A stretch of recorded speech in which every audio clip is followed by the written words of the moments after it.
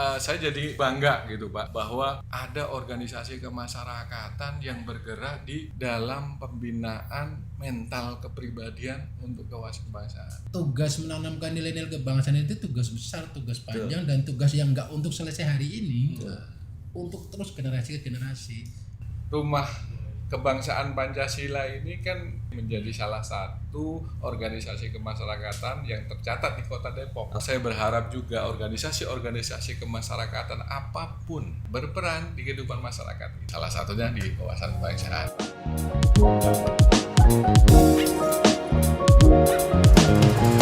Assalamualaikum warahmatullahi wabarakatuh. Semangat pagi, salam sejahtera untuk kita semua dan salam nasional merdeka. Oke, balik bareng Kang Hari. Hari ini saya di podcast Rumah Kebangsaan Pancasila dan spesial hari ini adalah hari yang sangat luar biasa karena hari ini kita berkunjung dan pengen ngobrol-ngobrol bareng di Badan Kesatuan Kebangsaan Politik di Kota Depok, dan sudah hadir di tengah-tengah saya ada Bapak Kepala Badan yaitu Bapak Dr. Andes Abdurrahman. Assalamualaikum Pak. Waalaikumsalam warahmatullahi wabarakatuh. Apa kabar Pak? Kabar baik, panggil aja Abra. Oh Abra, oke. Pak Abra ya. Abdurrahman. Dan satu lagi kita juga ditemenin sama dari Bendahara Umum Rumah Kebangsaan Pancasila ada Pak Yanto. Apa kabar Pak Yanto? Alhamdulillah sehat. Sehat ya. Oke, biar gak kaku kita santai aja kali ya Pak ya. Kita ngobrol santai. Kita ngobrol santai dan hari ini Rumah Kebangsaan Pancasila sengaja berkunjung ke sini karena kita pengen juga banyak belajar sama teman-teman Bakes Bangpol, karena memang salah satu institusi di SKPD ya, pemerintahan yang memang berkaitan sama wawasan kebangsaan, dan pas banget nih sama Rumah Kebangsaan Pancasila yang memang concern di bidang kebangsaan. Oke, biar santai aja kita ngobrolnya, relax aja begitu ya Pak Abra ya. Oke. Pak Abra izin ada Instagram, TikTok dan channel itu ya, biar nanti kita share aja kali ya gitu. Oke, saya panggilnya Pak Abra Pak Abra. Pak Abra aja ya. Pak Abra mohon izin nih, boleh sharing nggak ke kami tentang apa sih visi misinya Bakes Bangpol Kota Depok dan versinya Bakes Bangpol itu dalam menyiarkan wawasan kebangsaan, biar kita juga belajar gitu ya Pak Yanto ya, terkait bagaimana sih caranya juga kita akan bisa menyiarkan tentang wawasan kebangsaan. Nah, versinya Pak Abra gimana nih sebagai kepala badan? Terima kasih Kang Hari. Sebelumnya Assalamualaikum warahmatullahi wabarakatuh. Waalaikumsalam warahmatullahi wabarakatuh. Salam sejahtera bagi kita semua. Izin saya menyampaikan salam toleransi. Siap. Ya, salam, Om Swastiastu, Namo Buddhaya, salam kebajikan. Tadi sudah diperkenalkan, nama saya Abdul Rahman sebagai Kepala Badan Kesatuan Bangsa dan Politik Kota Depok, Kang Hari. Siap. Gitu. Jadi alhamdulillah sejak tanggal 31 Desember 2021 kantor Kesbangpol Kota Depok naik status nih. Menjadi badan. Ya, Badan Kesatuan Bangsa. Ini artinya kalau di ASN itu eselon 3 menjadi eselon 2. Jadi kedudukan badan itu setaraf atau setingkat dengan dinas. Kita ada badan, kemudian ada sekretariat, ada kesatuan Pol PP. Kasat Pol PP. Nah, itu di eselon 2 di Kota Depok. Terkait yang visi misi daripada Kesbangpol, seperti kita ketahui bahwa Depok mempunyai visi Kota Depok yang maju, berbudaya dan sejahtera. Lalu diturunkan menjadi misinya nih. Misinya di Kota Depok. Nah, kita cantolannya misi ketiga, yaitu mewujudkan masyarakat yang religius dan berbudaya, berbasis kebinekaan dan ketahanan keluarga. Nah, ini bicara kebinekaan nih. Kalau dalam penyelenggaraan pemerintahan setelah struktur ke atas nih, kita ini ada namanya urusan pemerintahan kan. Ya, urusan pemerintahan itu secara garis besar dibagi 3. Ada urusan pemerintahan absolut, urusan pemerintahan konkuren atau urusan pemerintahan, dan urusan pemerintahan umum. Nah, Kesbangpol mengemban amanah nih di urusan pemerintahan umum. Gitu, yang meliputi tadi gitu. Tugas-tugas Kesbangpol itu salah satunya adalah di wawasan kebangsaan. Cocok nih dengan Kang Yanto yang di rumah kebangsaan. Karena rumah kebangsaan Pancasila ini kan kemarin ya kita sering berdiskusi nih menjadi salah satu organisasi kemasyarakatan yang tercatat di Kota Depok. Nah, saya ngucapin terima kasih nih Pak Yanto dan saya berharap juga organisasi-organisasi kemasyarakatan apapun peran dan maksud tujuan sesuai dengan ADART-nya berperan di kehidupan masyarakat itu.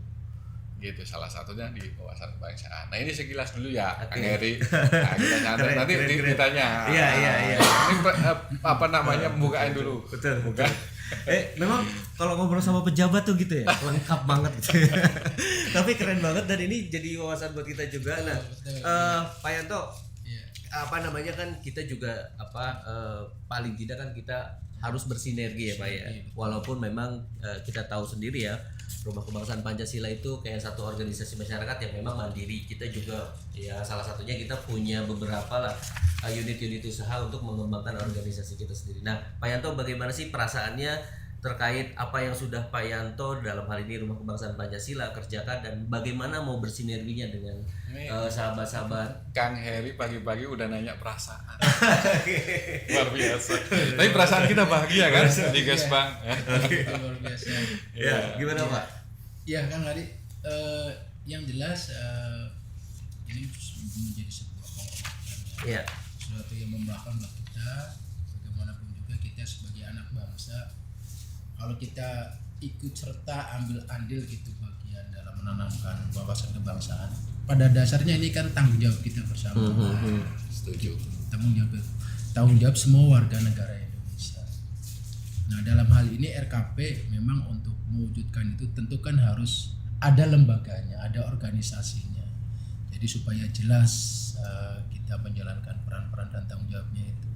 Dalam hal ini tentu kita tidak bisa berjalan sendiri. Memang kita harus bersinergi dengan siapapun, dengan masyarakat, dengan lembaga-lembaga terkait termasuk dengan Kesbangpol. Karena memang kita harus berjalan bersama karena tugas menanamkan nilai-nilai kebangsaan itu tugas besar, tugas panjang dan tugas yang enggak untuk selesai hari ini. Untuk terus generasi ke generasi sampai kita menghendaki negara dan bangsa ini tetap ada yang seperti itu. Nah, hari ini ya alhamdulillah kita di Rumah Kebangsaan Pancasila ya banyak cara lah, banyak teknis untuk bisa bagaimana caranya menanamkan nilai-nilai kebangsaan. Karena memang kita concern utamanya itu sih Kang Ari. Concern utamanya itu di nation building, khususnya bertumbuh di nation character. Bagaimana memastikan nilai-nilai khususnya nilai-nilai Pancasila itu betul-betul termanifestasi dalam kehidupan berbangsa dan bernegara. Ini tentu pekerjaan yang tidak mudah. Kalau di Kesbang sudah Widya Iswara Pancasila ini. Nah buat satu lagi Pak Yanto, Pak Abra, jadi mungkin sahabat-sahabat dari Rumah Kebangsaan Pancasila kayak bertanya gitu, kayak memang ada ya dinas namanya Kesbangpol. Nah kebetulan nih, ya kan kita mungkin ada aja ya Pak ya yang memang belum mengenal. Nah sekarang kita akan mengenal lebih dekat apa sih itu Kesbangpol dan apa tugas pokok dan fungsinya. Nih yang ngomongnya langsung Bapak Kepala Dinasnya nih. Bapak Kepala Badan, maksudnya Bapak Kepala Badan. Gimana Pak? Gini Kang Ari, jadi dalam struktur organisasi pemerintah kota Depok. Nah, kita ini memang menjadi salah satu namanya OPD. Organisasi Perangkat Daerah. Jadi organ-organ teknis pembantu daripada wali kota atau orang biasa sebut juga SKPD. Satuan Kerja Organisasi Perangkat Daerah. Nah, itu terdiri dari sekretariat daerah. Ya, itu pimpinannya namanya Pak Sekda. Itu di bawahnya ada kepala-kepala bagian. Gitu. Itu yang langsung menangani keTU-an daripada protokol pimpinan. Di situ ada asisten, staf ahli di pemerintahan. Itu satu organisasi tersendiri. Nah, kemudian ada yang namanya badan. Badan itu ya salah satunya adalah Badan Kesatuan Bangsa dan Politik. Ada Bapeda Kang Hari. Nah, Badan Perencana tuh. Kemudian ada Badan Pemberdayaan Badan Kepegawaian dan Pemberdayaan Sumber Daya Manusia BKPSDM, itu badan juga. Lalu ada Badan Keuangan Daerah yang mengelola keuangan nih, Badan Keuangan Daerah. Kemudian di samping badan ada dinas teknis yang melaksanakan urusan teknis, dari mulai dinas kesehatan pendidikan sampai dinas pertanian kita juga ada gitu.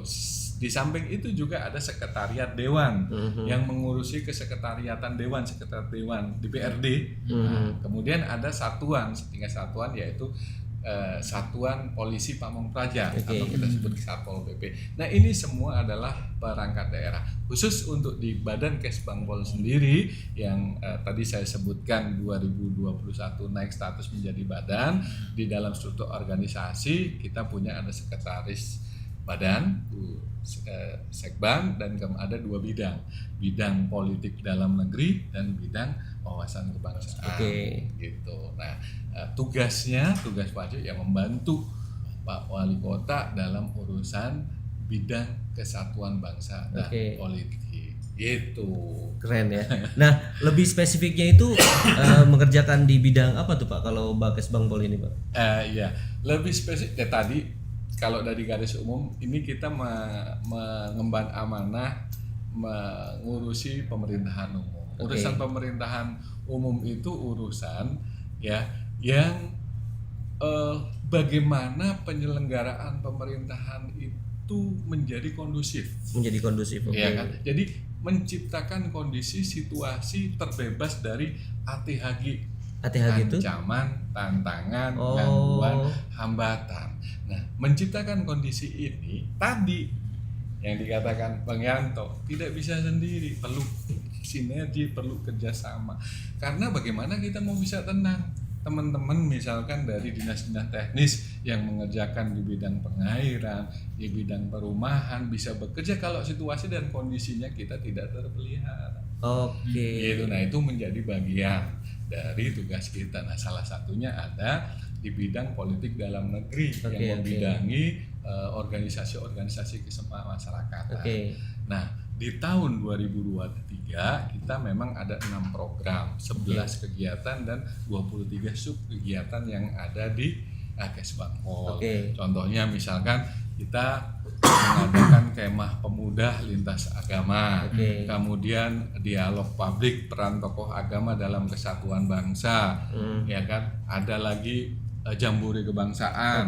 Ini judul ya, sub-sub kegiatan namanya, nanti isinya kita bisa kulik lagi. Tapi itu semua ya kan termasuk juga intelijen gitu. Karena walau bagaimanapun Badan Kesatuan Bangsa dan Politik ini sangat diperlukan oleh wali kota ketika kita menjadi mata dan telinga beliau. Kasarannya begini dah Bang Hari. Kalau Bang Hari, Kang Hari wali kota nih, pagi-pagi nanya sama Kesbang, kondisi Depok hari ini bagaimana? Kan dulu kan laporannya, siapa kondisi Depok aman terkendali, ya kan? Nah, ini menjadi apa namanya, menjadi pegangan gitu Bu Wali Kota. Pak, hari ini rencana ada demo di sini gitu. Misalkan Pak, ini dari laporan cuaca ada ini sehingga Bapak perlu Pak. Nah, itu. Gitu. Jadi situasi kondisi yang kita laporkan per hari ini kita tidak ada berhentinya. Gitu. Sementara di dalam Badan Kesbangpol ini kita perlu banyak gitu stakeholder yang ada di Kesbangpol. Contoh ada organisasi mandatori, misalkan FKUB, Forum Kerukunan Umat Beragama, itu langsung di bawah kita. Kemudian juga ada FPK, Forum Pembauran Kebangsaan, dan ada lagi PPWK, kemudian ada lagi FKDM, Forum Kewaspadaan Dini Masyarakat. Informasi-informasi itu yang kita tangkap dari masyarakat harapannya masuk kepada Kesbangpol, lalu kita olah, kita laporkan kepada pimpinan yang sifatnya akurasi dan kecepatan. Gitu. Tapi kalau informasi yang datang kemudian kita itu berita Pak, udah terjadi. Nah, ini yang tantangan berat kita di sini. Ini untuk informasi. Nah, selain juga tadi yang disampaikan bagaimana menanamkan rasa cinta rasa wawasan kebangsaan, nilai patriotisme kita terhadap bangsa. Kayak kemarin nih kita menyelenggarakan upacara peringatan Hari Bela Negara tanggal 19 Desember. Kita juga punya pasukan namanya Pasukan Bela Negara. Nah, ini adalah kumpulan dari generasi muda yang ya pasalnya kalau dibelah dadanya udah merah putih. Ya bukan Argentina. Argentina kemarin juara dunia. Insya Allah gitu kan. Nah, ini kolaborasi gitu kan. Dari hampir 2,9 juta warga Kota Depok ini kita vaksin mereka. Kita vaksin mereka dengan wawasan kebangsaan, dengan nilai-nilai luhur Pancasila, ya kan, dengan paham-paham yang mereka juga harus tahu apa itu radikalisme, apa itu terorisme. Nah, tugas-tugas kita seperti itu luas banget kan, karena tadi Kesbangpol ini mengemban amanah untuk menciptakan situasi dan kondisi. Ya, jadi kalau bahasanya dari ujung kaki sampai ujung rambut kita urusin, gitu. Tapi kita bukan dinas teknis juga, perlu kolaborasi, perlu kerjasama, termasuk juga kerjasama dengan instansi vertikal. Instansi vertikal dalam hal ini ada TNI, ada Polri, ada Kejaksaan, Pengadilan, dan semua instansi yang ada di Kota Depok. Nah, ini kita ramu menjadi forum komunikasi pimpinan daerah. Nah, sehingga ya ini aja kalau saya ngomong kelihatannya rukun banget ya. Nah, rukun banget gitu. Enak kebersamaan itu. Emang itu. Itu. Nah, termasuk juga Rumah Kebangsaan Pancasila ini saya jadi bangga gitu, Pak. Bahwa ada organisasi kemasyarakatan yang bergerak di dalam pembinaan mental kepribadian untuk kewawasan kebangsaan. Karena kalau dilihat nggak profit ini Kang Hari. Profitnya di yang lain. Nah, itu ada ya, ada ikutannya ya, ada endorse-nya ya. Bukan berarti kita nggak itu dong. Jadi kita tetap sejalan antara ekonomi dan konservasi. Nah, itu semua kan simultan, sinergis, kita bergerak bareng-bareng, ya kan, tanpa menghilangkan daripada idealisme RKP untuk mewujudkan tadi yang Pak Janto katakan kan. Oh, saya jadi banyak ngomong. Ini kan informasi buat sahabat-sahabat Rumah Kebangsaan Pancasila yang terutama yang ada di Kota Depok juga kan makin ngerti ternyata tadi ya. Jadi Kesbangpol adalah mata dan telinganya pemerintah Kota Depok dalam hal ini. Artinya selain ada TNI, Polri, Kejaksaan dan lain sebagainya yang juga menjaga kekondusipan daerah Kota Depok dalam hal ini, juga ada peran Kesbangpol yang juga paling tidak kalau kita bilang bertanggung jawab atas ketentraman, kerukunan, seperti itu ya Pak ya.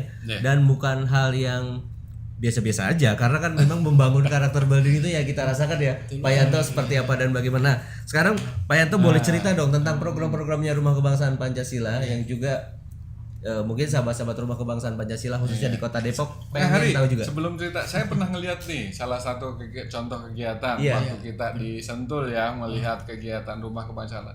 Saya jadi tertarik juga.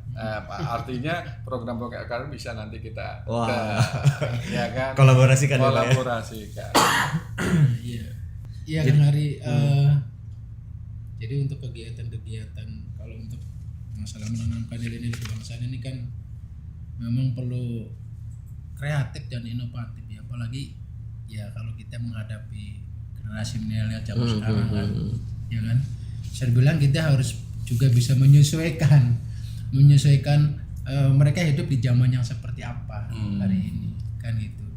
Karena kan biasanya kan paradigmanya kalau kita ngomong kebangsaan ya orang mungkin males kan, pasti ini pasti ngomong sejarah bla bla kan begitu. Iya.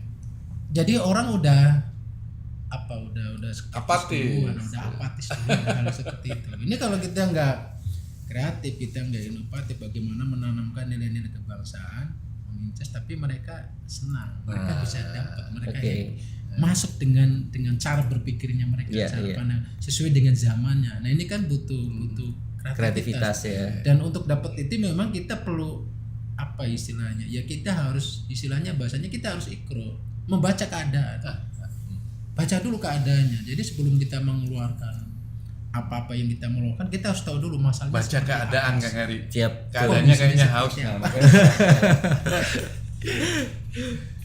kasih. Ya kan? biasa. Oke. Nah hari ini salah satu yang menjadi program kegiatan kita ya. Iya. Itu adalah bagaimana sebenarnya ini kan kalau kita ngomong bagaimana wawasan kebangsaan hari ini yang menjadi tantangan kita, bisa dibilang generasi milenial kita hari ini tuh udah mulai wawasan kebangsaan udah mulai luntur, udah mulai jauh mereka. Mereka dijauhkan oleh apa? Dijauhkan oleh teknologi juga, oleh arus budaya. Adanya medsos apa segala macam. Dan mereka juga mendapatkan sesuatu dari situ. Pertanyaannya, iya kalau itu positif, iya kalau itu baik.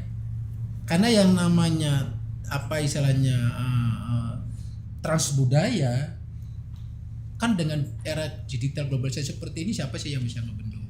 Semua bisa masuk. Betul. Ada dampak positifnya juga ada dampak negatifnya banyak. Maka tantangan kita itu sebenarnya luar biasa. Di satu sisi mencegah bagaimana kita menanamkan sumber daya mana, tapi di sisi lain juga mencegah arus dari luar yang ya kan yang tidak bisa kita bendung. Nah, makanya kita memang umpama kayak kita ngomong salah satunya pengaruh medsos ya, itu kan nggak bisa kita hindari, semua orang sudah hampir menggunakan itu semua, dan semua lapisan, semua kalangan kan. Nah itu kalau kita nggak ikut masuk di situ mengisi gitu, ya mungkin ya banyak lah program-program yang bisa kita ini kan, bisa TikToknya, bisa channel YouTube-nya, bisa. Cuman yang memang berisi menanamkan nilai-nilai kebangsaan, kita kemas sedemikian rupa sehingga itu menjadi tontonan, tuntunan juga. Jadi, bukannya tuntunan yang menarik. Cara kreatif ya Mbak yang menyajikan gitu. Betul. Ini tantangan bukan kita buat ini ya. Tim kreatif. Tapi sama-sama Rumah Kebangsaan Pancasila memang kami Rumah Kebangsaan Pancasila udah agak lama juga sih sebetulnya berkolaborasi sama beberapa instansi terkait, salah satunya sama Bakesbangpol Kota Depok, bahkan dari zamannya Kesbangpol kantor masih zaman kantor kita sudah bersinergi dan ya sama teman-teman FPK-nya sama teman-teman FKOB-nya. Nah kebetulan mohon izin Bapak kan hari ini baru ya setelah badan satu tahun ini langsung kita ajak nih ke tempat kan ngomong-ngomong kreativitas dong. Iya, betul. Makanya kita juga punya satu wahana ya Citra Alam Riverside itu yang kita ajak langsung Bapak. Jadi itu salah satu unit usaha RKP ya kan, salah satu luar biasa. Kita ada banyak salah satunya itu.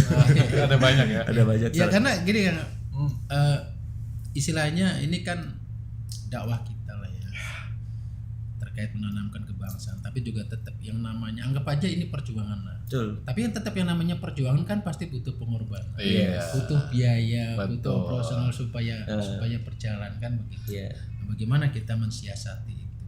Jadi suatu sisi misi dakwahnya tetap berjalan kan, tapi di sisi lain ya dapur kita, operasional kita tetap. Nah itu tuh kita saya ingat waktu itu kata-kata ketua RKP bahwa beliau mengatakan ke saya, Kang Hari, Pak, kami ini organisasi kemasyarakatan yang nggak butuh biaya sebenarnya, bisa cari sendiri dengan unit usahanya. Nah ternyata saya lihat sendiri kan itu tempat untuk karakter building wahana karakter building di Sentul itu.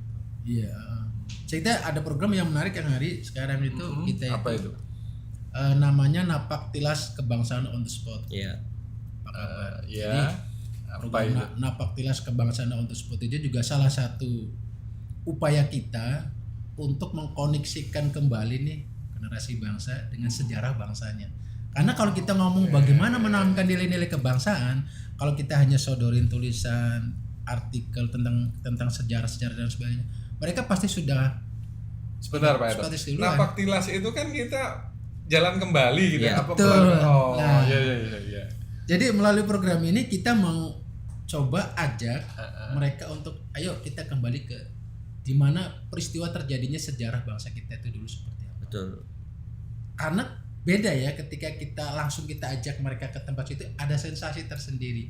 Oh dulu tuh begini loh bangsa Indonesia, prosesnya itu begini, sehingga kepribadian kita menjadi seperti ini tidak tahu-tahu seperti itu. Kepribadian ini dibentuk melalui sebuah sejarah, maka kita harus tahu sejarahnya. Kalau kita nggak terkoneksi dengan sejarahnya, kita nggak tahu bagaimana proses kepribadian bangsa itu terbentuk. Mereka harus kenal dari akarnya. Tentu kita dalam hal ini juga harus sejarah yang memang valid, yang benar. karena sejarah yang bebek juga banyak kan, harus yang benar gitu. Salah satunya kita ada 4 titik Pak Kaban yang kita eksplor di sana itu.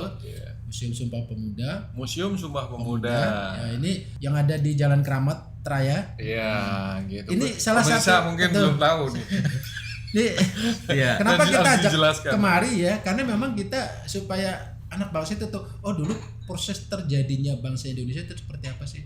Terbentuknya kejadian bangsa Indonesia itu seperti apa? Pasti ada sejarahnya, pasti ada kejadiannya. Sehingga harapannya bukan masalah kemudian jadi tahu sejarahnya Pak Kaban. Saya kira kalau masalah tahu sejarah orang udah pada tahu. Tapi yang penting, cluenya, yang kuncinya adalah bagaimana kita bisa ngambil sejarah. Nilai sejarah, pelajaran dari sejarah itu apa sih yang bisa kita ambil? Nilainya, pelajarannya. Apa yang menyebabkan mereka bisa bersatu? Nah, artinya nilai persatuan itu menjadi penting. Tanpa ada persatuan kita nggak jadi apa-apa. Nggak bisa kita sebenarnya begini gimana sekarang menjaga itu? Dan ini tetap dibawa. Ya kan? Bahwa ternyata untuk bersatu juga bukan sesuatu yang sederhana. Bagaimana dulu para founding father kita, para pahlawan kita harus mampu menanggalkan egonya. Harus mampu menanggalkan kepentingan pribadinya untuk sesuatu yang kayaknya itu besar. Sangat-sangat relevan dengan keadaan kita sekarang ya. Bagaimana tadi Pak Yanto bilang kehidupan kita udah dipisahkan nih dengan mungkin anak-anak generasi kita kayak hidup sebagian besar hidup di dunia maya ya. Ya mereka lebih mementingkan viral. Viralitas daripada kualitas kayaknya ya. Nah, ini kan cara menanamkan kualitas sebenarnya. Gitu kan. Iya. Jadi memang program 14 kebangsaan on the spot ini adalah salah satu wujud kreativitas kita dalam menanamkan wawasan kebangsaan, bagaimana kita mencoba mengkoneksikan ya anak-anak muda dengan sejarahnya, karena kita langsung aja ke Museum Sumpah Pemuda di mana embrionya bangsa Indonesia pernah ada di 28 Oktober 1928. Lalu setelah itu kita ajak ke Tugu Petir, Tugu Proklamasi, bagaimana itu perjalanan 17 tahun keramat perjalanan bangsa Indonesia. Nah, di situ diceritakan lalu apa sih bahwa nilai spirit apa itu yang penting, bukan hanya oh ya merdeka, apa yang, karena ini yang harus tetap dibawa. Nah, jadi langsung visual mereka turun langsung, bukan lewat langsung ke titik-titik sejarah. Jadi memang testimoninya setelah kita angkatan ke-7 kalau tidak salah besok ya. Sudah angkatan ke-7. Jadi kalau testimoni mereka jadi kayak lebih paham dari siapa kita dan mau kemana kita sebagai sebuah bangsa. Kayak gitu. Nah, ya, artinya gini, sahabat-sahabat Rumah Kebangsaan Pancasila, kami hadir ke sini ke Bakes Bangpol, paling tidak ini wujud kita anak-anak bangsa untuk bersinergitas. Pak Abra dalam hal ini di kepemerintahan, di government, kami juga di kemasyarakatan, kami lebih ke menyatakan kepada teman-teman sahabat-sahabat Rumah Kebangsaan Pancasila, kami ada di sini sebagai anak muda yang akan berjuang berkolaborasi untuk mewujudkan bangsa Indonesia yang sangat luar biasa. Begitu ya Pak. Itu kata-kata bangsa Indonesia ini tadi kan salah satu misi kita adalah berwarna kebinekaan. Jadi hari ini kita harus betul-betul sadar bahwa bangsa Indonesia ini bangsa yang sungguh sangat luar biasa besar, sungguh sangat luar biasa kaya, sungguh sangat luar biasa beragam, dan 17.000 pulau yang ada di kita, gitu kan. Di Indonesia ini dengan segala kekayaan dan ragam budaya masing-masing itu bisa bersatu, Pak. Gitu. Nah, kalau bisa bersatu, orang lain ngiri, Pak, sama kita. Di Arab itu, ya kan, satu bangsa Arab, tapi berapa negara? Kita berapa bangsa, Pak? Di Depok saja itu ada sekitar 37 suku etnis yang ada di suku ya, yang ada di Kota Depok. Jadi ini menandakan bahwa keberagaman Kota Depok ini kota yang multi, Pak. Gitu. Jadi saya sekali lagi terima kasih gitu atas kolaborasi dari Rumah Kebangsaan Pancasila ini. Mudah-mudahan organisasi kemasyarakatan yang saat ini sudah berbuat, sedang berbuat dan akan berbuat bisa ya nanti kalau main ke RKP ya Pak ya, studi banding atau belajar atau nanti kolaborasi kegiatan-kegiatan kita di kepemerintahan ini bisa kita sinergiskan. Siap. Yang jelas tujuannya tadi sama-sama ya Pak ya. Itu bahwa kata kuncinya adalah membangun satu peradaban ya, di mana kekayaan bangsa Indonesia ini kita munculkan menjadi wujud persatuan dan kesatuan. Ini tidak lain dan tidak bukan sesuai dengan amanat undang-undang kan, mencerdaskan kehidupan bangsa, melaksanakan ketertiban dunia berdasarkan perdamaian, ya kan, untuk kemakmuran masyarakat yang menjadi tujuan. Oke. Gitu. Siap, Pak Yanto. Pak Abra, karena waktu kita juga karena kan kesibukan, bukan apa-apa, sebenarnya pengen ngobrol seharian tapi kan karena kesibukan Pak Abra juga kita memang harus batasi. Jadi kapan waktu kita juga akan mengundang Pak Abra ke studio kita ya Pak Yanto ya, biar ngobrolnya lebih enak lagi gitu. Kalau hari ini karena kita yang berkunjung, terima kasih Pak atas sambutan dan sebagainya. Sekian dari kami, mudah-mudahan pertemuan kita ada dalam berkahnya Allah Subhanahu wa taala, dan mudah-mudahan kita semua, saya di sini yang ada di studio ini dan juga sahabat-sahabat Rumah Kebangsaan Pancasila tergugah untuk tetap membangun bangsa Indonesia menuju Indonesia Emas di tahun 2045. Oke, paling tidak usaha kita, sinergi kita untuk Indonesia yang sangat luar biasa. Sekian dari saya, wabillahi taufik wal hidayah. Assalamualaikum warahmatullahi wabarakatuh. Waalaikumsalam warahmatullahi wabarakatuh. Merdeka. Merdeka. Terima kasih.